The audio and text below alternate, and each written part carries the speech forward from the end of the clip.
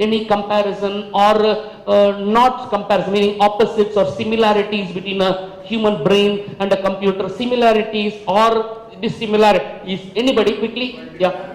Come again. Come again. Multitasking. Computer can do multitasking. Brain can do multitasking? Not many. Not as much as computer can do. Good. Okay. Anybody else? Huh? Sorry, hard disk. There's a hard disk over there. Yeah, there's a hardware over there. Ma'am? Okay, ma'am? Yeah. We can plan and execute. A computer can do it. Yes, very good. Anybody else? Dhananjay ji? What do you think is a comparison between a comparison? Well, emotions. Computer does not have. Human beings have. Very good. So a big round of applause to all of you said what is correct. But let me tell you, computer is in many ways superior to us. And in some ways inferior to us. For example, make a 12-digit multiplication into 12-digit. Computer will do like this. But for you and I, we must struggle doing it. It will do like this. And you know one very good thing about computer? It is never lazy. Come again. Listen. Never. But sometimes our brain says, today we'll learn 10 minutes more I'll sleep. 1 minute, the computer is never lazy. It never, yes, many times. But one superior power of the brain, which is making you and I unique, is the power to understand things. Understand. All of us together, little more loudly. Understand. We can understand things. What does a computer do? A computer can process and give outputs or printouts or give us execute any command. So on the top is written about the computer. The computer writes, and any one of you who find it difficult following me, you can stop me, ask me questions. I will answer the questions. Today only exception is no chocolates, being a seminar over there. Otherwise, you can ask questions and you will get replies also. You can ask questions in any language. I will try to answer that if possible in the same language. No worry at all. Don't have to worry that I am stopping the flow of the class or anything. First of all, on the top is written about the computer. The computer can do processing. It can do processing and it will give you an output or it give you a printout or whatever it obeys the command. But something very important is written down below about the brain. Can all of us start reading point whereas, all of us together, whereas the brain can understand and induce the human being. It can understand. I will show you how important this understanding is.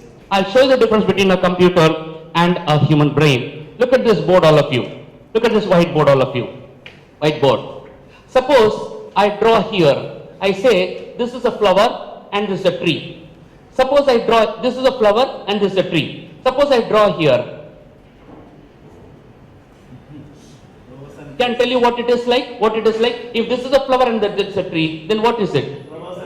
Yeah, so this is a garden, right? This is a forest or it's a garden or an orchard. Very good. Now look at the board, all of you. This board. Let's look at it. Now say this is a child and this is an adult. Now then what is this? Family. Very good. So look at the pictures. Both are similar. If you give this board to the computer, first I explain to the computer, I program it like this. This is flower, this is a tree, therefore this is the forest. Now when I draw this and say this is a child and this is an adult, what is this? This is a forest. It will not say family. It cannot understand. It can only output what has been input over there. It cannot understand it. Suppose I give this picture to the computer and say, now this is a child and this is an adult. This is child, adult, then what it is? Then I say this is family. So the computer recorded it.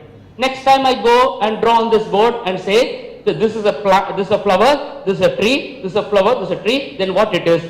It will say family. Am I communicating with all of you? Yes, sir. But see the capacity of human beings. We are able to understand things. We don't need logic. We can understand it. I will go forward. Look at this, two pictures there, two smileys or emojis there.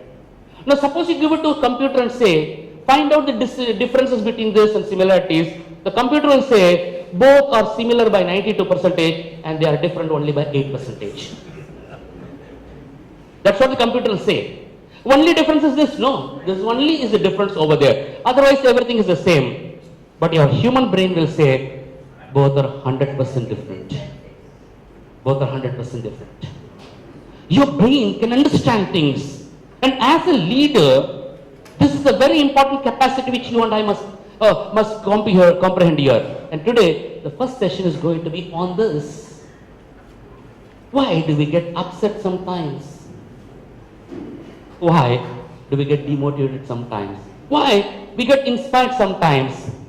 And as leaders, why does it happen to us?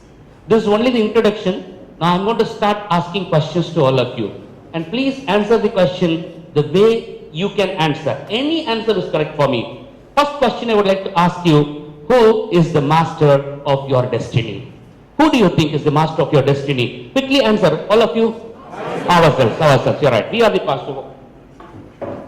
So big round of applause to everybody. Because almost everybody said ourselves. Because sometimes in some meetings they said, my father-in-law, sir. Somebody says, my wife, sir. And some developer says, my agents are the master of my destiny, sir. It is good that everybody said here ourselves. But that is not correct. Who is the master of your destiny? Read what is written there. All of us together. So your actions is the master of your destiny. Your actions. Okay? If actions are the master of my destiny, then who is the master of our actions then? Who is controlling our actions then? Thoughts. My thoughts. So we come here, your emotions. It is the emotions which is controlling your actions. If you are happy, you do something. If you are not happy, you don't do something. So who is the master of your destiny? Your actions. And who is the master of your actions? Your emotions. In Tamil it's called unarchigal. Otherwise it is in Hindi it's called bhavana. So that is what is ruling your actions like. And then who is the master of your emotions? Therefore you. That means your answer is correct. The first answer is correct. But not directly correct. It comes through this. Otherwise, if you were to be the master of your destiny, then I'll say, why not produce 20 MDIT this year? Am I communicating with all of you? In fact, it is true that you are the master of your destiny, but it goes like this. Your actions, they decide your destiny. In Tamil, there is a big sign called Tiruvalluvar. Tiruvalluvar is a divine poet. You look at his picture here. It has been gifted by one of the top of the table agents who attended our inaugural function. So according to his request, we have displayed over here. Look at this. Who he says, Tiruvalluvar says, Perumaikum, Yeniya Sirumaikum, Tattam Karumame Kattalaikal. I'll translate this in English for you. He says, whether a person becomes great or whether a person becomes small, it is all directly related to his actions. People who do great actions become great. People who do small actions become small. A big round of applause to Tiruvalluvar, 2000 years before. The actions. It is not knowledge. It is actions. Knowledge-wise, many developers know we have to recruit agents. Knowledge-wise, many developers know we should conduct unit meetings. Many developers know so many things. Many branch managers know. But do they act? No, if they don't act, the destiny does not change. Your future does not change, my future does not change. If at all destiny is decided, it is only by actions. Then why do we act or why don't we act? So who is the master of our actions? All of us loudly. Who is the master of our actions? Answer. Emotions. And who is the master of your emotions? You. That is me.